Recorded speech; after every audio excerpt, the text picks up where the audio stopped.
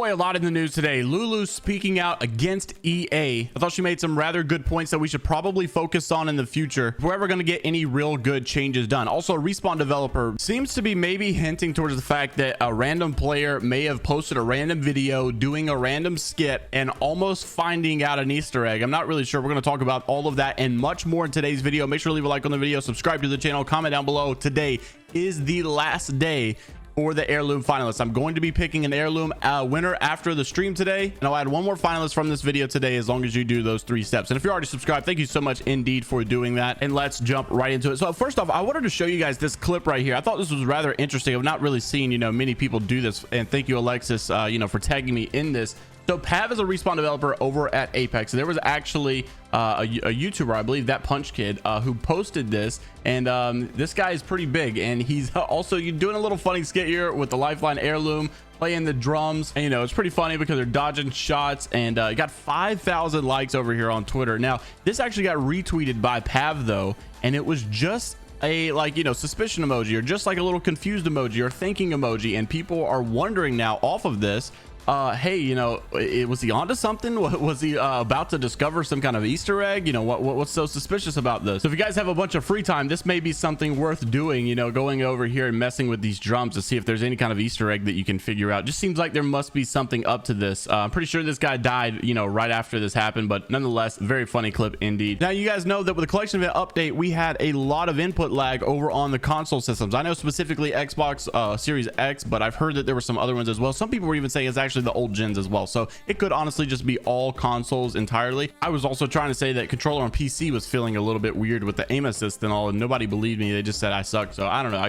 could just be awful. Anyways, Alpha Intel Apex Legends News said this on Twitter, that there's kind of a little bit of a workaround maybe, and it's not like foolproof or nothing, and they are working on it. They said Xbox players, Respawn is working on a fix for input lag on Xbox, but there is a way to sort of fix it. If you plug the controller into the console directly rather than playing wirelessly, it can reduce the input lag delay. And I'm not really sure if this was just like a generic response, because everybody knows there's a little bit faster speed with a wire to the Xbox rather than wirelessly, or if it's actually significantly better whenever you plug it in, because it is a little bit more of a delay this time with the update being a little bit buggy. So maybe plugging in your controller in the meantime could be a significant boost in your performance with the input lag. Hopefully it's not as bad, but more than anything, hopefully these fixes come soon. Now, another thing I found rather interesting, this was actually really neat, because Jake Lucky, the guy who used to host over at Esports Talk, now at Full Squad Gaming, he basically made this little tour bus. I thought this was really sick. So he's like traveling all over the place, and he's interviewing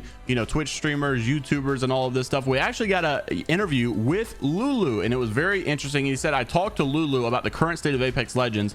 This is what she had to say. One of the quotes being, it's one of the most broken games. How are we supposed to play a game that isn't even being taken care of? She made a phenomenal point regarding EA. I think most of you probably agree with the way she feels. Roll the clip. Games now more than ever under a large scope, especially the big ones. They receive a lot of criticism, and some for rightful reasons. With the current game state of Apex, how are you feeling? I know you've also been trying to maybe stem away and get more variety as well. What's that process been like? But I guess first and foremost, thoughts on the current landscape of Apex. I still love Apex. I still enjoy playing that game so much. The devs at Respawn, they're great. I've had enjoyable conversations, and they do listen. My issues with EA, and everyone kind of knows their reputation. It came out yesterday or something like that they made $3 billion or $2 billion in the last 3 years, and we still can't get better servers. They can't fix problems. They can't give Respawn the funding that they actually need to fix the game.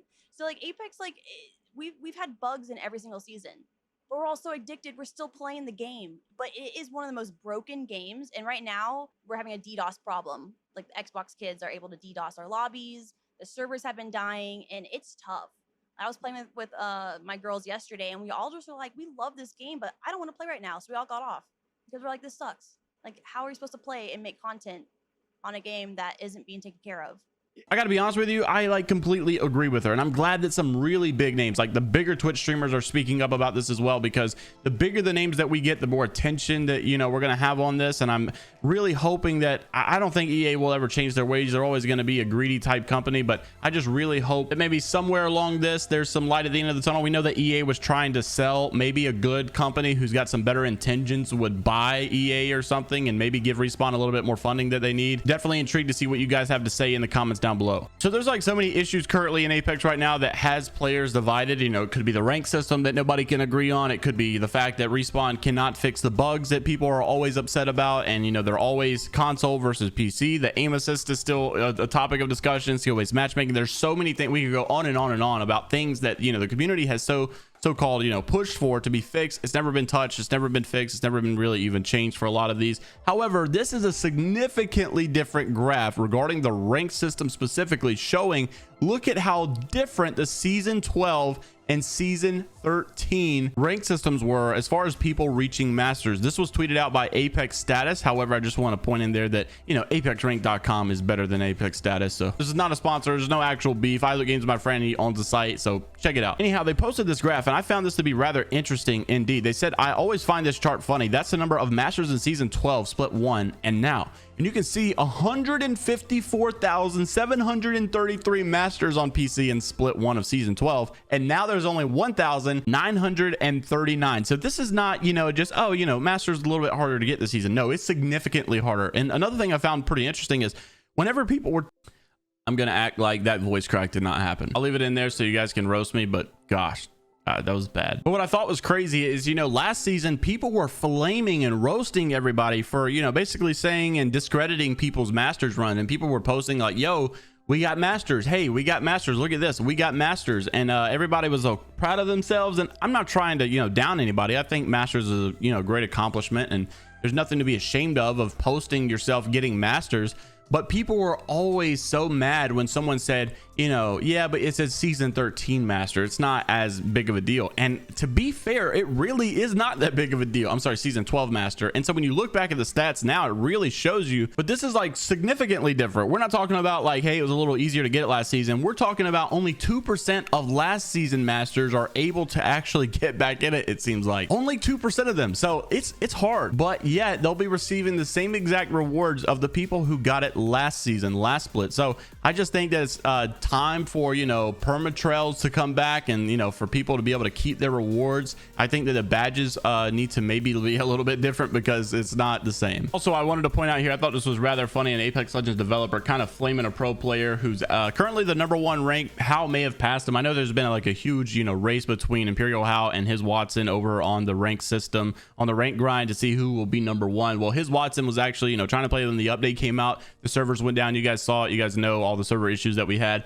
and basically drew some pictures and said Apex servers were down. So I made a drawing while waiting for them to come back. And then Hideouts, which is the banhammer for Apex, responded and said, imagine if you yourself went outside instead of drawing other people outside. So that's going to be it for today's video. Make sure to stay tuned in tomorrow's video because we got a little bit of a glitch I've never seen before. I didn't even know it was in the game. Nobody's been talking about. Someone actually DM'd it to me on Twitter, so it's going to be crazy. Leave a like on the video, subscribe to the channel, comment down below for a chance to win that Valkyrie loom. Today is your last day of a chance to win it in a video. We'll also be doing a stream where you can win there as well, but today's the last video that you can enter in. But thank you all for watching. Enjoy your Saturday. I'll see you next time, and until then, later, Gators.